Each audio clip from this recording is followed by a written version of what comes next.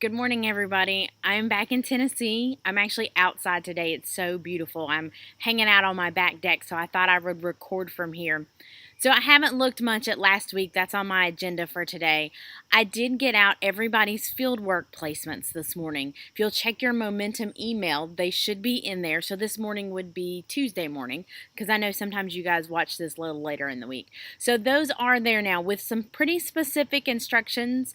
A big one is if you and another classmate or several classmates have the same site with the same contact number, please call together. It makes everything work a little easier for that facilitator at the site to kind of get you guys on the phone at the same time and get it all worked out instead of receiving several phone calls one after the other.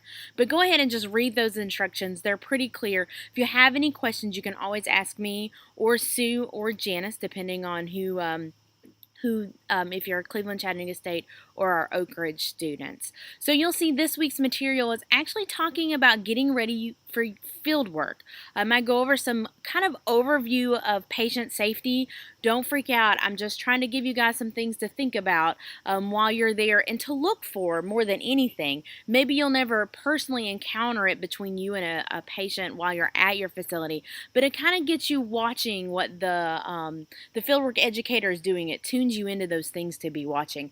We also talk about client interaction this week. We've talked about communication. So now we're kind of taking that and applying it further to the client. There's a little overlap, but I think it's enough information, and that very specific relationship is so important. I go ahead and do a whole module on that. And then the last module is talking about your fieldwork prep, kind of giving you an idea about what to expect, what you need to be doing, what kind of responsibilities you'll have, especially the paperwork portion.